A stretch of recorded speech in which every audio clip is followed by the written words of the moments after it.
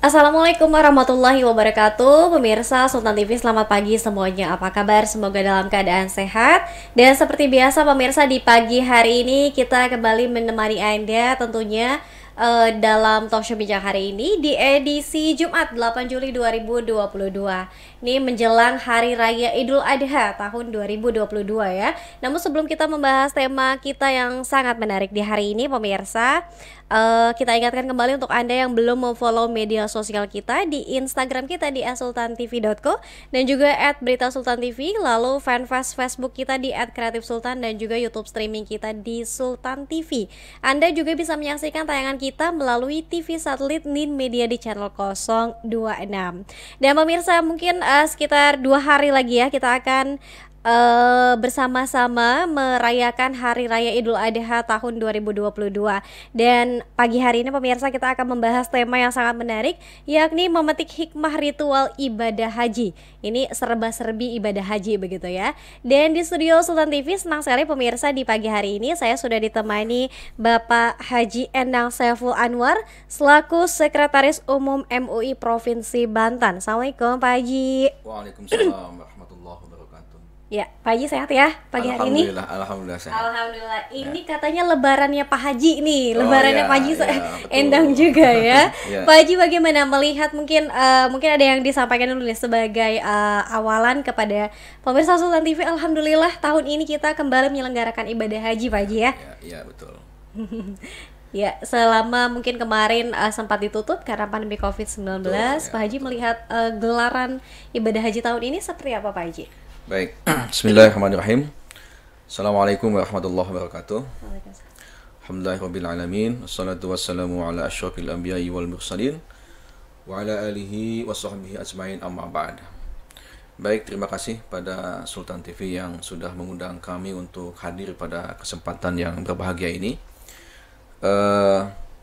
Tema yang terkait dengan bincang kita pada hari ini adalah terkait dengan serba-serbi penyelenggaraan ritual ibadah haji pada tahun 2022 ini. Nah, sebagaimana yang disebutkan dalam Al-Quran bahwa sesungguhnya ibadah haji adalah ibadah rukun Islam ya, yang kelima, yang tentu dalam rukun ibadah haji ini mengandung nilai yang begitu besar sekali ya. Tidak saja hanya nilai materi, tapi juga adalah imateri ya. Tidak saja hanya badaniah ya, tapi juga adalah bersifat maliyah ya. Maka oleh sebab itu dalam ibadah haji ini ada makna totalitas dalam pelaksanaan ibadah haji ya. Totalitas terutama adalah totalitas dalam kepasrahan kita pada Allah Subhanahu wa taala.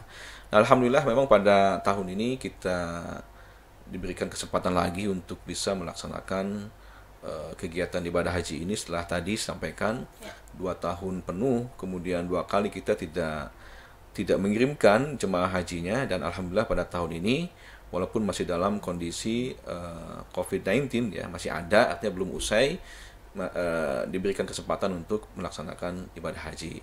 Walaupun secara kuota saat ini itu hanya setengahnya dari biasanya ya, yaitu hanya sekitar 100.051 orang jamaahnya. Biasanya kan kita 200.000 lebih nah. Dan jamaah pada saat ini biasanya 3 jutaan, tapi saat ini hanya sekitar 1 jutaan. Nah, ini tentu dalam rangka karena tadi kita masih menjaga merebaknya wabah COVID-19 itu ya, baik di kita di Indonesia ataupun juga di Saudi seperti itu. Maka ini sekali lagi menjadi suatu hal yang kita syukuri pada Allah Subhanahu wa taala, karena kesempatan ini kita masih bisa melaksanakan ibadah haji seperti itu. Baik. Nah, Pak Haji, kalau jemaah haji asal Provinsi Banten ini menjadi jemaah yang paling banyak atau seperti apa kalau dibandingkan dengan provinsi lain? Ya, untuk jemaah haji di Banten ini ya dibanding provinsi yang lain sih masih Jawa Barat, kemudian Jawa Tengah, Jawa Timur lebih banyak ya. Jadi mungkin kita dalam 10 besar lah jumlah jamaah haji yang terbesar di Indonesia, alhamdulillah, yang tersebar di berbagai kabupaten dan kota ya. Dan memang tadi ya, kalau dulu kemudian kita hanya berapa ribu, maka sekarang tinggal setengahnya saja kuota dari per provinsinya seperti itu. Dan dikabarkan juga, seperti dikabarkan, boleh dikoreksi juga oleh Pak Haji, kalau untuk di Provinsi Banten ini daftar tunggunya cukup panjang ya, Iya, Pak Haji ya, cukup lama. Masya Allah ya. Jadi sekitar bahkan saya baca hitungan terakhir itu sekitar 50 tahun lebih ya. Bahkan di beberapa tempat, misalkan di Sulawesi kalau tidak salah itu hampir bahkan sampai 97 tahun. Masya Allah. Kalau 97 tahun kan umur manusia aja tidak sampai ke seperti itu ya. Tapi ternyata masa tunggu haji itu sudah sampai 100 tahunan lebih gitu ya. Nah ini menunjukkan betapa animo masyarakat untuk begitu tinggi untuk melaksanakan ibadah haji. Padahal ibadah haji kan kita tahu adalah bayar, artinya berkorban dengan uang yang tentu tidak sedikit. Nah tapi ternyata banyak antusiasme masyarakat untuk bisa melaksanakan ibadah haji. Nah, lebih-lebih lagi kemarin kita tertunda 2 tahun itu. Nah, itu cukup menumpuk masa tunggu juga yang tadinya hanya berapa tahun tapi kemudian nambah lagi seperti itu. Lagi-lagi saat ini juga ada aturan yang cukup ini dari pemerintah Saudi bahwa mereka yang melaksanakan ibadah haji tidak boleh lebih usianya dari 65 tahun. Nah, ini tentu kan menumpuk lagi tuh masa tunggu daripada ibadah haji. Nah, ya mudah-mudahan lah Allah Subhanahu wa taala, karena ini sekali lagi bentuknya adalah panggilan dari Allah Subhanahu wa taala, kadang-kadang tidak diduga ya. Bahkan ada beberapa yang kemudian tidak berniat haji, tapi karena panggilan dari Allah Subhanahu wa taala maka dia kemudian bisa berangkat melaksanakan ibadah haji. Betul, ya, baik. Nah, Pak Haji juga ini banyak juga fenomena ketika daftar tunggunya sekian tahun, tapi ternyata alhamdulillah rezekinya bisa dipercepat ya. Nah, Pak Haji mungkin kita bicara juga soal kisah. Ada beberapa kisah yang kemudian melatar belakangi Idul Adha ini ya, Pak Haji ya. Bagaimana, Pak Haji? Ya, ada 2 momentum dalam ibadah haji ini ya. Dan semuanya kembali ke kisah atau napak tilas dari perjuangan Nabi Ibrahim alaihissalam ya. Kita tahu misalkan pelaksanaan ibadah haji ya yang diwajibkan kepada umat Islam itu kan berasal dari ibadah haji yang bangunan Ka'bahnya itu kemudian dibangun oleh Nabi Ibrahim alaihissalam dan putranya. Wa idz yarfa'u Ibrahimul qawaid, dalam ayat Al-Qur'an menyatakan bahwa yang pertama kali membangun Ka'bah itu adalah Nabi Ibrahim dan putranya Ismail alaihissalam. Nah, ibadah haji ini yang dalam secara bahasa artinya adalah mengunjungi ya, tentu dengan ketika dalam istilah dengan cara-cara tertentu, surut-surut ya, bisyurut tertentu, sehingga menjadi sebuah ritual yang khusus kemudian diwajibkan ke dalam Al-Quran dengan ayat Al-Quran walillahi 'alan nasi hajjul baiti man istata'a ilaihi sabila ya, bahwa ada kewajiban untuk melaksanakan ibadah haji bagi umat Islam ya, man istata'a ilaihi sabila, bagi mereka yang mampu untuk melaksanakan ibadah haji. Nah, nilai kemampuan ini ada 2, kemampuan secara fisik dan juga kemampuan secara non fisik ya. Kemampuan secara fisik itu ya badan kita sehat, kemudian juga adalah kita punya uang untuk berangkat ke sana, kemudian juga secara mental juga siap untuk melaksanakan ibadah haji. Nah, itu jadi pertama adalah momentum dari Nabi Ibrahim alaihissalam haji ya. Nah, yang kedua, kisah yang kedua yang bisa kita ambil momentumnya dari Nabi Ibrahim alaihissalam dan keluarganya itu adalah tentang kurban, yang nanti insya Allah biasanya kita diperintahkan, disunahkan untuk berkurban ya. Jadi barang siapa yang kemudian punya keluasan dalam rezekinya ya, maka disunnah muakkadkan untuk melaksanakan kurban. Kata Nabi SAW, barang siapa yang punya keluasan dalam rezekinya tapi tidak mau berkurban, maka kata Rasulullah, falaisa minna ya, dia adalah bukan dari golongan kami. Ini betapa kemudian kurban ini, hukum kurban ini ya adalah sangat dianjurkan oleh Rasulullah SAW atau sangat dianjurkan dalam Islam. Nah, kurban ini juga adalah sebagai napak tilas dari kisah Nabi Ibrahim alaihissalam ketika beliau bermimpi ya, bermimpi. Dalam ayat Al-Quran disebutkan falamma balagha ma'ahu sa'ya qala ya bunayya inni ara fil manam wahai anakku, ketika Ismail kemudian berangkat remaja, dalam berangkat remaja, kemudian Nabi Ibrahim alaihissalam fil manam mengatakan kepada anaknya, aku melihat engkau dalam mimpi, ya. Apa dalam mimpinya itu? Anni azbahuka, bahwa aku diperintahkan oleh Allah Subhanahu wa taala untuk menyembelihmu, ya. Fangdur maza tara, kata Allah dalam ayat Al-Qur'an itu, bagaimana pendapatmu wahai Nabi Ismail? Maka jawaban Ismail menyatakan bahwa qala ya abatif al, ya, maka lakukanlah wahai bapakku, kalau memang itu adalah perintah dari Allah Subhanahu wa taala, lakukanlah, ya. If'al ma tu'mar, apa yang telah diperintahkan oleh Allah Subhanahu wa taala, lakukanlah, ya. Satajiduni insyaallahu minas sabirin, maka engkau insyaallah akan mendapati aku, kata Ismail, termasuk dalam kelompok orang yang bersabar. Nah, setelah itu kemudian Allah membalas keikhlasan dari Nabi Ibrahim alaihissalam. Allah juga membalas kepasahan yang dicontohkan oleh Nabi Ismail alaihissalam dengan wafadainahu bidzibhin adim, dengan ditebus dengan sembelihan yang begitu agung, yang begitu besar.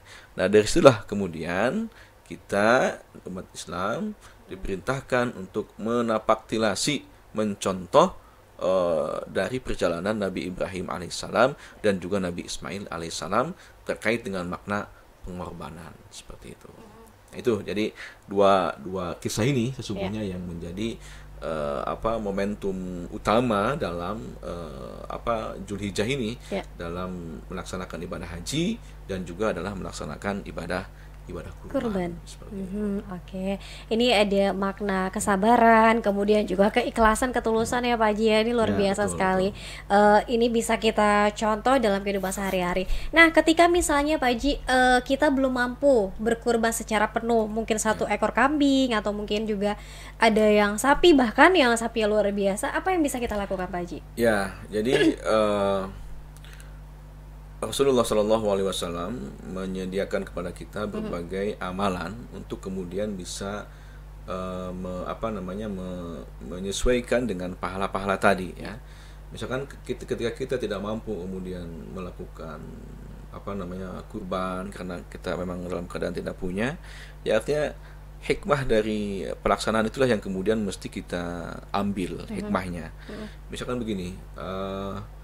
Tadi ritual-ritual ibadah haji yang dilaksanakan oleh mereka yang sedang melaksanakan ibadah haji, bagi kita yang kemudian tidak mampu untuk melaksanakan berangkat ke sana, belum dipanggil oleh Allah Subhanahu wa taala, maka bagi kita adalah bagaimana kemudian mengambil hikmahnya tadi, ya.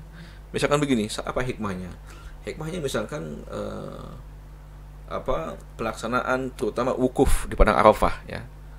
Jadi ciri yang membedakan atau rukun yang membedakan dengan ibadah yang lain, terutama umroh, haji, itu adalah ada pada wukuf di padang Arafah. Al-Hajju Arafah. Rasulullah menyatakan bahwa haji itu ya Arafah. Haji itu adalah kegiatannya wukuf di padang Arafah.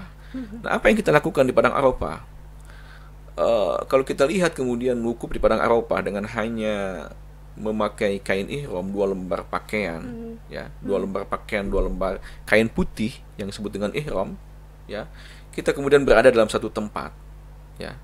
Nah, itu kan sesungguhnya memberikan hikmah kepada kita, memberikan pelajaran kepada kita bahwa begitulah nanti manusia akan berhadapan dengan Allah Subhanahu wa taala. Apa? Tidak akan ada yang dibawa oleh kita, ya.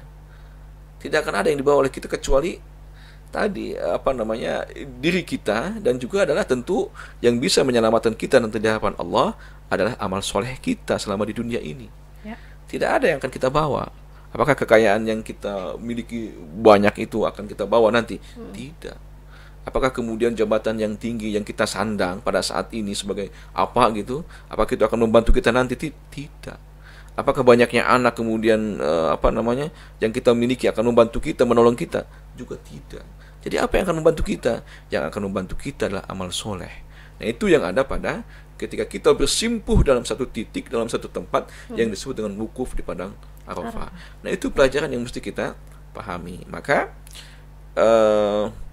kata Rasulullah, untuk kemudian bisa kita sampai pada itu, bagi mereka yang tidak mampu untuk melaksanakannya, silahkan, kata Rasulullah SAW, berpuasalah pada hari Arafah, ya, pada hari Arafah.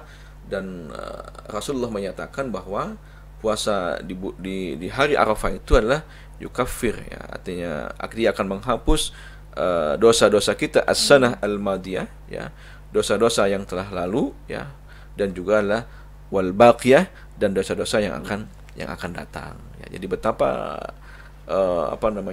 Rasulullah Shallallahu Alaihi Wasallam memberikan kepada kita, kalau kita tidak mampu ya udah kita ikut puasa lah di hari Arafah tersebut, untuk kemudian minimal bisa tadi mengais hikmah dari perjalanan ibadah haji. Amin. Yang saudara kita itu. Amin.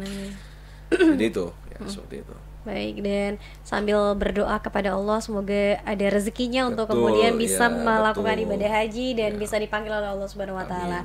Baik, Pak Haji, nanti kita akan lanjutkan lagi, tapi kita harus jeda terlebih dahulu.